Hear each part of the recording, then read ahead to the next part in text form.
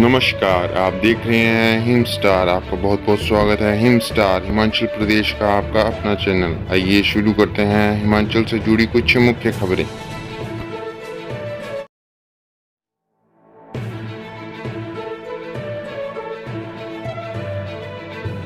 भारत जोड़ो यात्रा इंदौर से हिमाचल को स्पर्श करेंगे राहुल गांधी। लोकसभा चुनाव की तैयारी में जुटी कांग्रेस नेता राहुल गांधी भारत जोड़ो यात्रा के दौरान कांगड़ा जिले के इंदौर से हिमाचल को स्पर्श करेंगे। प्रदेश की सीमा के अंदर यात्रा बुधवार को पूरा दिन चलेगी। हिमाचल का यह क्षेत्र पंजाब व जम्मू के रास्ते में आता है।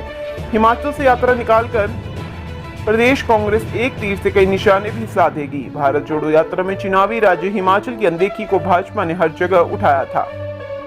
भाजपा को जवाब देने के साथ कांग्रेस लोकसभा चुनाव 2024 के लिए भी तैयारी शुरू करेगी। मलौट में आभार जताने के साथ राहुल गांधी हिमाचल के लोगों को और यहां की समस्याओं को जानेंगे। देश व हिमाचल को लेकर कांग्रेस का दृष्टिकोण भी जनता के बीच रखेंगे।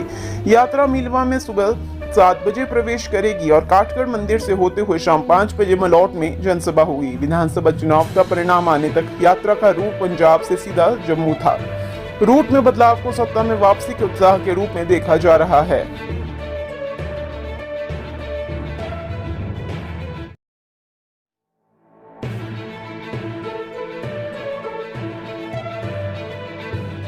सीएम सुक्खू बोले, सीमेंट ढुलाई विवाद सुलझाने का जिम्मा उद्योग मंत्री को सौंपा। मुख्यमंत्री सुखविंदर सिंह सुक्खू ने कहा कि हिमाचल प्रदेश में सीमेंट ढुलाई रेट विवाद सुलझाने का जिम्मा उद्योग मंत्री हर्षवर्धन चौहान को सौंपा गया है।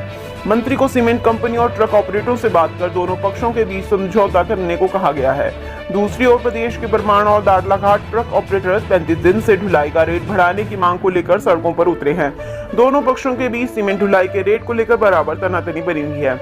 मुख्यमंत्री सुखविंदर सिंह सुक्खू ने सोमवार को राज्य सचिवालय में पत्रकारों से बातचीत करते हुए कहा कि सीमेंट विवाद सुलझाने को लेकर उद्योग मंत्री हर्षवर्धन चौहान से बात की है। इस मामले को सुलझाने के लिए मंत्री की ड्यूटी लगाई गई है। यह मामला ट्रक मालिकों और सीमेंट उत्पादन करने वाली कंपनियों के बीच का है। उनका कहना है कि सरकार सीमेंट विवाद सुलझाने को मध्यस्थता करेगी। सीमेंट कंपनियों को समझाने का प्रयास किया जाएगा। प्रदेश सरकार ट्रक ऑपरेटरों को आर्थिक नुकसान नहीं होने देगी। सरकार ने पहले कमेटी को यह मामला सुलझाने को कहा था। उसके बाद उप समिति के बाद मामला सौंपा गया, परंतु अभी तक मामला सुलझाने में नहीं आया है।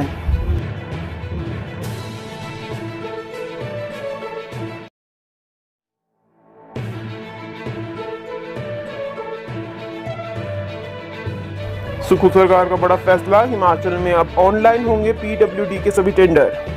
हिमाचल प्रदेश में अब लोक निर्माण विभाग के सभी टेंडर ऑनलाइन ही होंगे। पहले 1 से 5 लाख तक टेंडर ऑफलाइन होते थे। अब सभी ठेकेदारों को ऑनलाइन टेंडर प्रक्रिया के बाद ही कार्य आवंटित होंगे।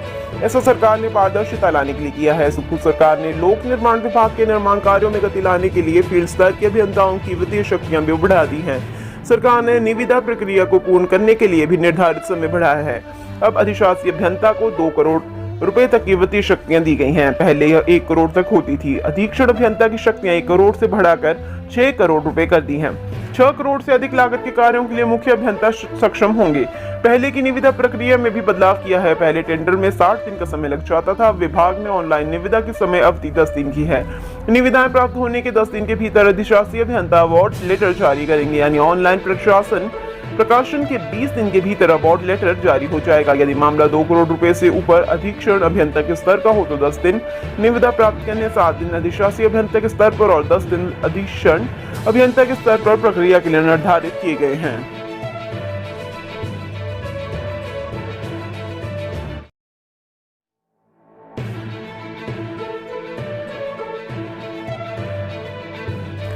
जल शक्ति प्रोजेक्ट्स को गोद लेंगे अफसर। समीक्षा बैठक में बोले डिप्टी सीएम, 24 घंटे स्वच्छ पेयजल पर करेंगे काम।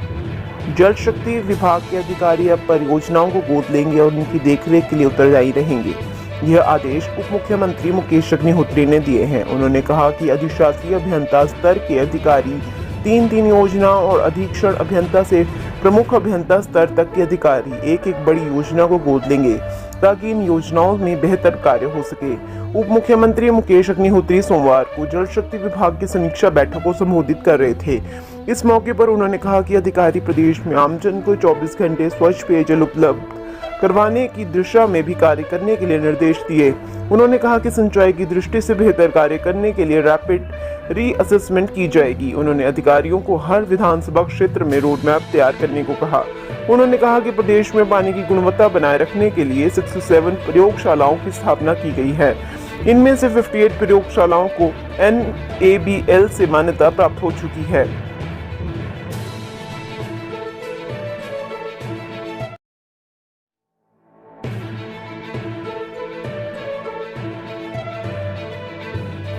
सुखविंदर सिंह सुक्खू सरकार में तबादलों का दौर शुरू, हर दिन मिल रहे 25 से 30 आवेदन। हिमाचल प्रदेश की सुखविंदर सिंह सुक्खू सरकार में तबादलों का दौर शुरू हो गया है। पार्टी नेता और समर्थक मंत्रियों को बधाई देने की आड़ में तबादलों के लिए भी आवेदन कर रहे हैं। ये नेता पसंद के स्थानों पर एडजस्टमेंट कराने की जुगत में हैं। सबसे ज्यादा आवेदन शिक्षा, स्वास्थ्य, वन और पंचायती राज विभाग से आ रहे हैं। प्रतिदिन इन विभागों के 25 से 30 DO नोट जारी हो रहे हैं। इन्हें मुख्यमंत्री कार्यालय के लिए भेजा जा रहा है। इसके अलावा OSD, मुख्यमंत्री और प्रधान सचिव, निजी सचिव के पास भी तबादलों के लिए आवेदन किए जा रहे हैं। मंत्रियों को तबादला करवाने का कारण पूर्व सरकार के कार्यकाल में कर्मचारियों व अधिकारियों को प्रताड़ित करना बताया जा रहा है। अब तक सचिवालय में तबादलों के लिए करीब 2000 आवेदन आ चुके हैं। मंत्रिमंडल विस्तार से पहले सरकार की ओर से OSD, मुख्यमंत्री और प्रधान निजी सचिव को तबादलों का जिम्मा सौंपा गया है। दोनों अधिकारियों को तबादलों को लेकर विभागों का बंटवारा किया गया है। अब मंत्री बनने के साथ उन्हें विभागों का जिम्मा भी सौंपा गया। ऐसे में इन मंत्रियों के पास तबादलों को लेकर लोगों की भीड़ उमड़ रही है। हालांकि मंत्रियों के DO नोट के बाद फाइल मुख्यमंत्री प्रधान सचिव को जाएगी। इसके बाद मुख्यमंत्री की मंजूरी के बाद तबादला आदेश जारी होगा।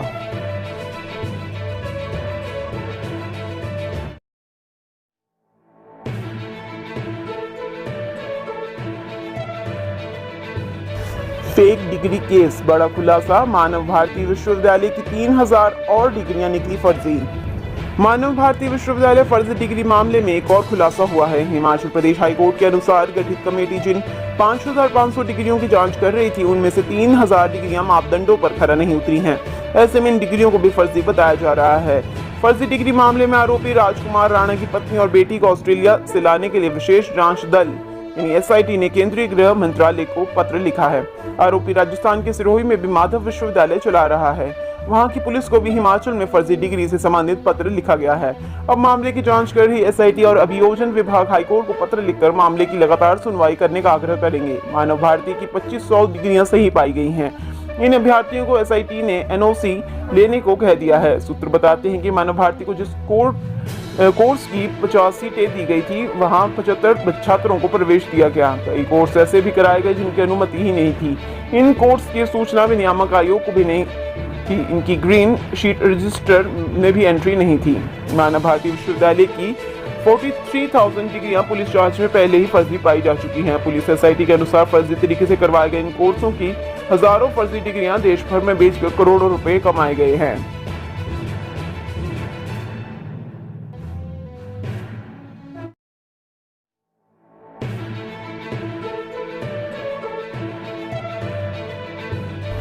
NPA कम करने के लिए उठाए जाएंगे कदम, बैंक में जल्द होंगी नई भर्तियां, कुलदीप पठानिया।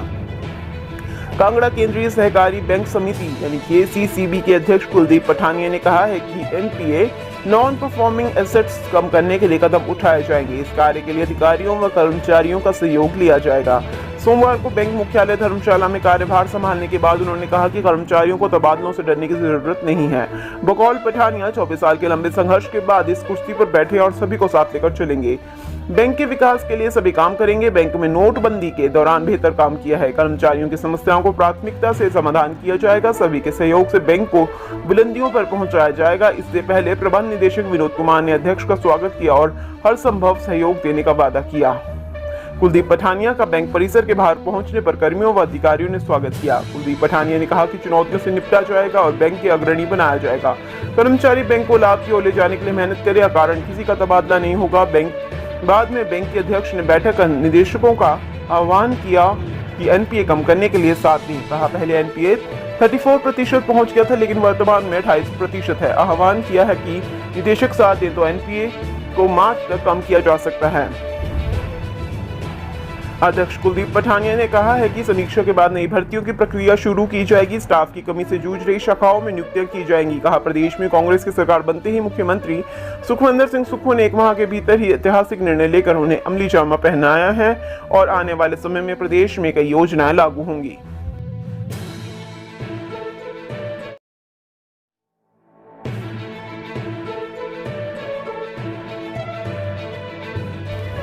पेपर लीक में फंसी भर्तियों पर सीएम लेंगे फैसला। मुख्य सचिव को रिपोर्ट मिलने के बाद सुक्खू देंगे माकूल कार्रवाई की निर्देश।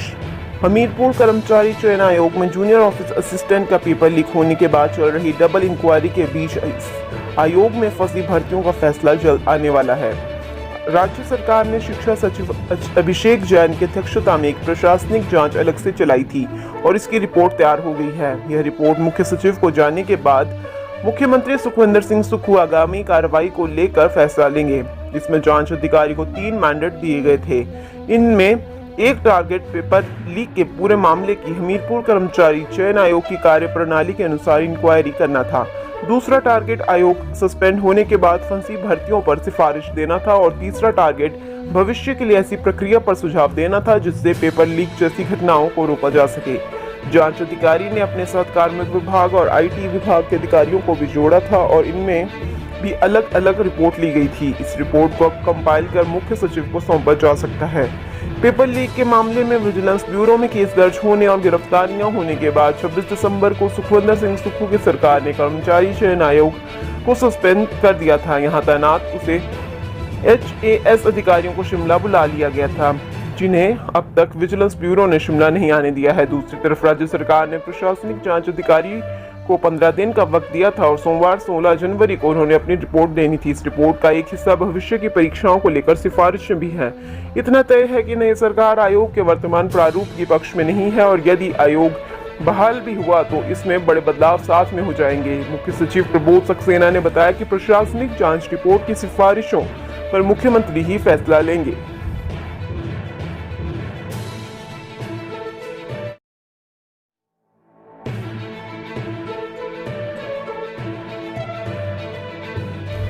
शिमला से आसपास शिफ्ट होने चाहिए दफ्तर। सीपीएस संजय अवस्थी ने कार्यभार संभालते ही दिया सुझाव।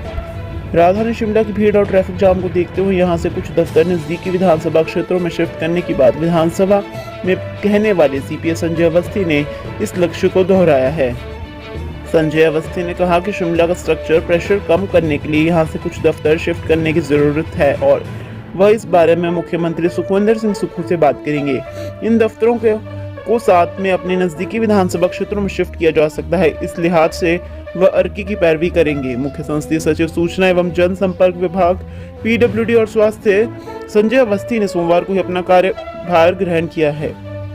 इस अवसर पर उनके विधानसभा क्षेत्र के लोगों, प्रदेश सचिवालय के कर्मचारियों और विभिन्न क्षेत्र से संबंधित अन्य लोगों ने उनका गर्मजोशी से स्वागत किया और शुभकामनाएं दी। उन्होंने कहा कि व्यवस्था परिवर्तन को लेकर आगे बढ़ेंगे। प्रयास रहेगा कि जो कार्य अधूरे पड़े हैं उन्हें आगे बढ़ाया जाए और 5 वर्ष में ग्रामीण क्षेत्र में आर्थिकी को बढ़ाने पर ध्यान देंगे। सीमेंट उद्योगों के बंद होने के बाद जारी विवाद पर भी श्री अवस्थी ने कहा कि इस मामले में बहुत से बैठकें हो चुकी है और वह ट्रांसपोर्टरों तथा प्रशासन के संपर्क में है। जल्द ही अंतिम फैसला हो जाएगा। संजय अवस्थी ने कहा कि इन 5 वर्षों में अर्की विधानसभा क्षेत्र को एक आदर्श विधानसभा क्षेत्र बनाना उनका लक्ष्य है।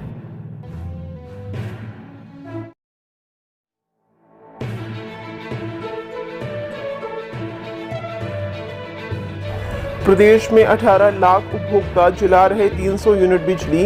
14.62 लाख उपभोक्ताओं का बिजली बिल शून्य। हिमाचल में 300 यूनिट मुफ्त बिजली का फैसला सरकार लेती है तो इसका फायदा करीब 18 लाख उपभोक्ताओं को होगा। यह तमाम वो उपभोक्ता हैं जिनकी मासिक बिजली खपत 300 यूनिट के दायरे में है। यह संख्या कुल उपभोक्ताओं की 70 से 75% के बीच होगी और इनके भुगतान को सब्सिडी के रूप में राज्य सरकार को झेलना होगा, जो एक अनुमान के मुताबिक करीब 2000 करोड़ तक पहुंच सकती है। इस समय सालाना 125 यूनिट पर सरकार को 1200 करोड़ रुपए की सब्सिडी चुकानी पड़ रही है।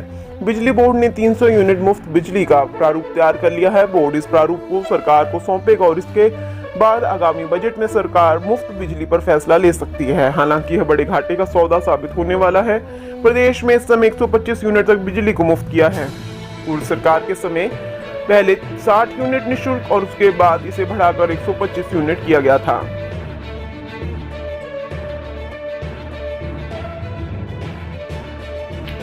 हिमाचल की हर खबर पाने के लिए हिम स्टार से जुड़ें।